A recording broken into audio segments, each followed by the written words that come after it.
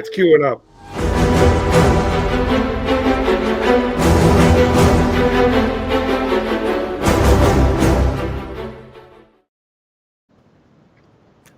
Happy 4th of July, maybe?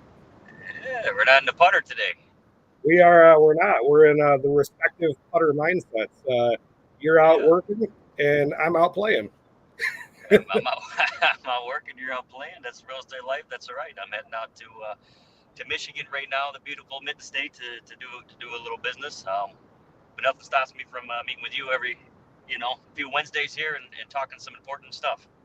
Yeah, so you're the tri-state real estate agent now. We got Illinois, Indiana, and Michigan. And I think one of the we labeled this episode here: come to Indiana to buy fireworks. Maybe stay for the real estate. Yay or nay? I think there's, as you obviously grew up, have family in Michigan, born raised Michigan. A little bit there. Yep. We're starting to see this flow of people out of Illinois for the most part. We, for the last couple of years, we've seen a lot of it, and it's maybe slowed up a little bit. And now we're into a situation where maybe there's some people that are living in southwestern Michigan that aren't afraid to commute to Valpo, not afraid to commute to Chicago. We have high-speed rail. But what happens when we have all of these states intermingled, right? Each state's going to have pros and cons of income tax, real estate tax, property price, schools, fireworks, pot, like all of this stuff, right? Like I think let's look at it, right? So growing up, I was always a fan of going to Indiana to buy fireworks. That was a super fun thing. There was you could smoke in restaurants and bars in Indiana. You couldn't do that in Illinois after I think I turned about 17 or 18 years old. Then there was, and then as I got older, I got to a spot where it was like, hey, maybe moving to Indiana is going to make the most sense because of real estate taxes, property price, all of that. And I think you've seen that as the border town agent. You grew up, lived quite a many years in Beecher, and so you're a hop, skip, and a jump. The east side of Beecher is State Line Road, right? And as sorry, I cut you off there, Nick.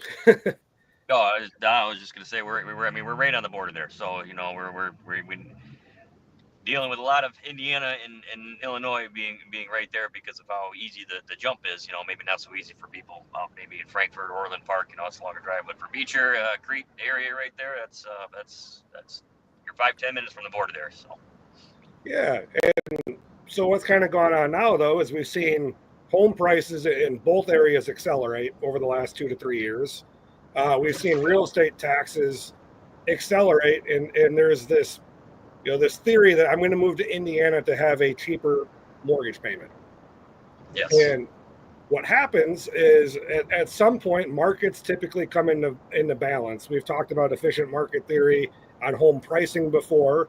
It also kind of goes into the idea of people wanting to move to Indiana. It eventually drives up price. Well, price and value also dictate what real estate taxes end up being, even if they are capped at 1% of the property value.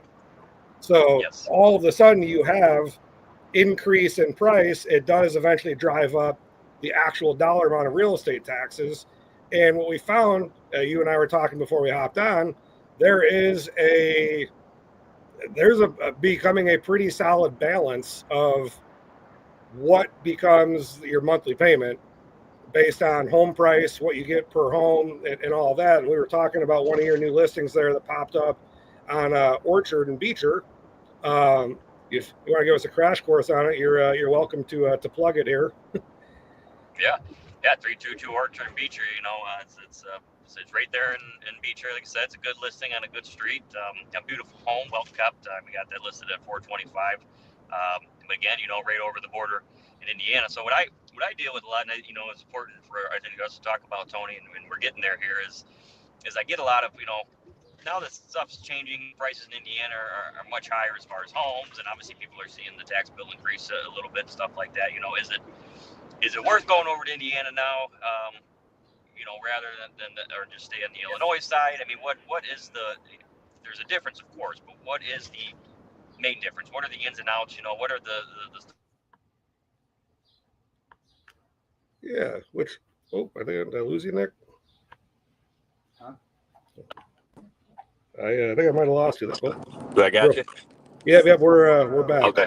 All right. I don't know where I left off at. You heard me at, but we were talking about the difference between the nuanced differences of real estate. And so what we did is I took your property there, your listing in Orchard, and then I took a similarly sized listing in Cedar Lake, Indiana.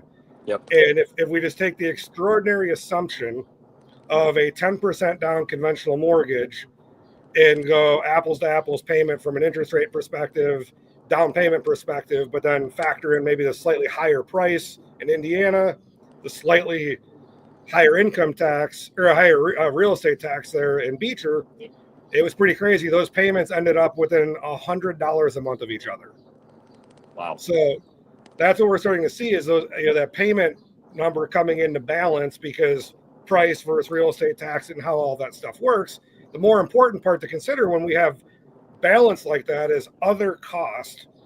And what we're seeing in Indiana is Mike Braun, governor-elect, talking about changing some of the Indiana real estate tax laws, repealing them or pulling them back to 2021 levels. But what happens there is then you now start to starve local, public, schools, government agencies, and all of that. So where else are these entities going to pick up tax revenue? Income tax is where it's going to go. Amen. And I think what people, a lot of Illinois residents that moved to Indiana maybe don't understand is Indiana actually has decreasing state income tax revenue or tax rate, but they have increasing county tax rate. Mm-hmm. And that's something you don't have in Illinois. In Illinois, you just pay state income tax. Indiana, right. You pay state income tax, and then Lake County, you pay 1.5% county income tax. Yep. So when you're starting to think about what properties cost and what your budget's going to do, that's something to seriously consider because are you all of a sudden signing yourself up for an extra $1,500 to $3,000 in income tax that you may or may not be aware of? We also, in Indiana, there's excise tax on newer vehicles. And it's not any form of discouraging from moving to Illinois to Indiana, but what it is, right. It's the most important part is being aware of what's going on from a government standpoint. Yes. The Illinois is typically in the headlines for higher real estate taxes. They're usually in the headlines for toggling budget situations and all of that.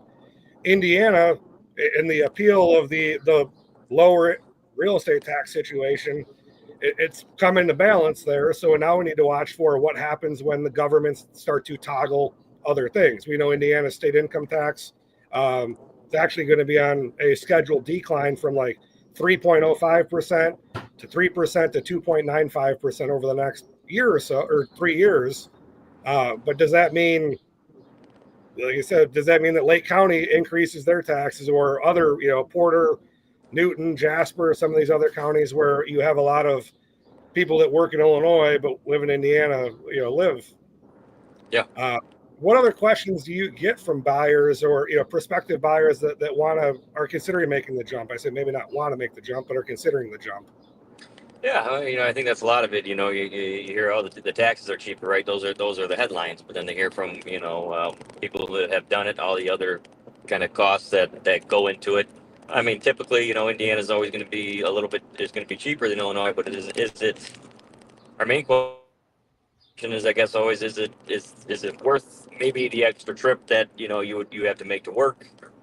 Now living 10, 15, 20 minutes further out in Indiana to Illinois, is it worth leaving the family? Is it really that big of a difference in your monthly payment in order to make that move? So I think that's the main reason that people make that move to Indiana. I mean, that's what we hear all the time in taxes. It's a cheaper payment, and stuff like that. But there's other costs in there that maybe people don't really realize until they get there. That's obviously not well publicized. Yeah, it's everyone. It's like a house in poor shape, right? All the good pictures aren't online. Yeah. No one wants to advertise the negatives on it, and maybe they're not negatives, but they're just things to consider, especially when you're looking at what home prices are, what interest rates are, or we're starting to finally see some relief, 4th of July relief in interest rates, but Yes. other things to consider, right? Like, and quite honestly, I've had conversations with clients before, and they're like, "Yeah, we don't want to live in Indiana because we don't like their pot policy." Well, all right, there you go. You got in that case, you got Illinois or Michigan. Michigan's it's very friendly with that. Yeah, and these are things you're probably gonna pass by about 7 of them here in the next next 5 I know, minutes. like, and they're probably all. I was in Michigan a couple weeks ago. Drove right up 94 there and saw all kinds of crazy advertisements for super low price stuff. So Yep. that happens. That's something to consider. School size and teacher or student to teacher ratio. Indiana a little bit higher than Illinois a lot of times. That's how Indiana keeps the real estate taxes a little more affordable.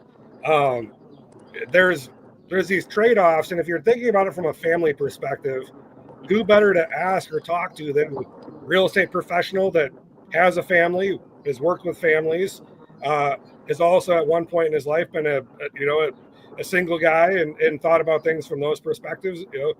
It's the local people that have the local answers, and when you go to these online soulless corporations, you typically get plugged in with someone that probably hasn't been asked or answered that question or has not had family and professional experience in that environment.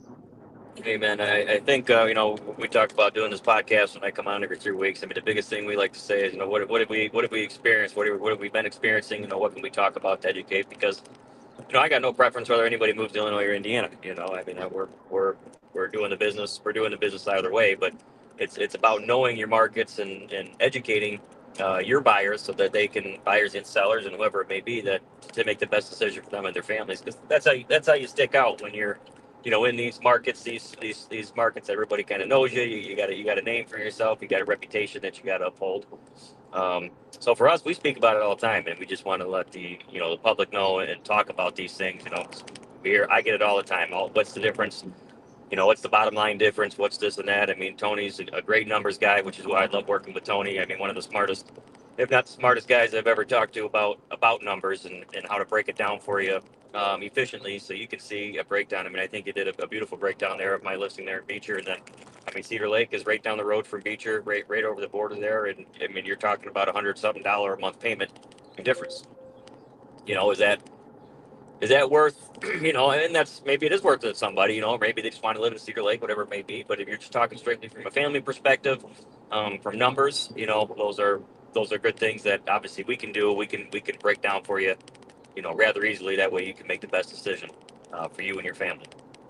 Yeah, I think that's on my side. When we talk to clients that are interested in that move, it's setting their appropriate expectation, right? Like, most people are going to go into that thing going apples to apples and expecting a monthly payment probably $200 to $300 a month less, and it just doesn't work out in that case a lot of times because a little bit of a price difference. And there are some things that are going on in Northwest Indiana regarding real estate taxes where they end up a little bit over 1% of the property price because we have a large influx of population.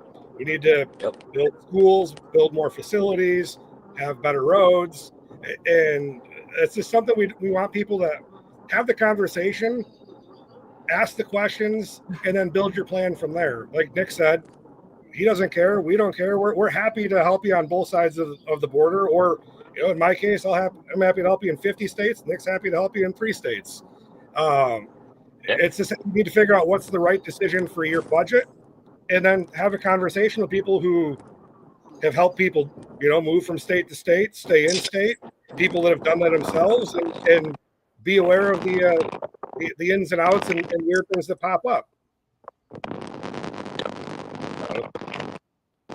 Really, I think in a sense, we have a duty and an obligation as professionals in this business, put our reputations out there for people on the line, to educate them on the move that they're going to make. I mean, to be able to have the answers or get the answers, not just. I mean, it's a service, but it's beyond just providing a service. It's actually helping people make the best decision. You can't get that when you call an online thing, and they're not going to care whether you're in Illinois, Indiana, or what you're going to say.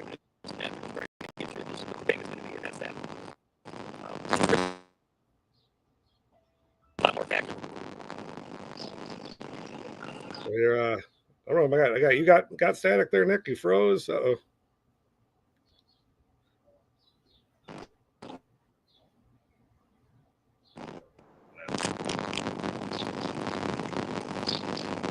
I bet.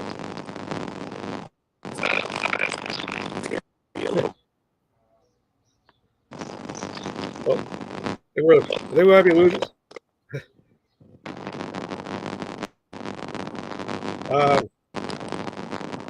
You might be losing you there, Nick. I'm gonna mute you real quick. We'll talk for. Let me see if I can't get this to straighten out here real quick. All right, he's on mute. We can talk real bad about him. No, I'm just kidding. Obviously, Nick's the hardworking guy there. We'll see if this his audio repicks back up here in a second. But like I said, we're here to answer these questions. We're here to help you out and provide guidance to you, your family, to make the right decision. As Nick said, he lists properties in all 3 states there, and as we see, Indiana continue to build this high-speed rail system out towards Michigan. Michigan now becomes a regular destination for folks that want to work downtown. But this is why we're after trying to help people. Nick, we want to try to unmute yourself there and see if this picks back up. Hey.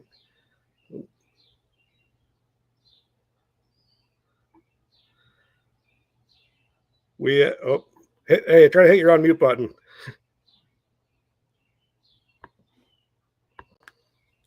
Podcasting and driving, it's a dangerous thing. Can you hear me at all? Yeah, we're still getting fuzzy. We get better there? I'm here, but it's fuzzy. Yeah, we'll wrap it up. We'll everyone get out to their 4th of July plans. Nick's got to go get a house listed there. He's got to probably buy a bunch of fireworks either in Michigan or Indiana on his way back to Illinois. So if you're a Will County sheriff, he might be driving around with some fireworks in his car there. But we're here to help you guys just navigate these differences and all of that. Appreciate anyone that's jumped on and watched this here and taking a little bit of their early 4th of July celebration. Nick, anything else?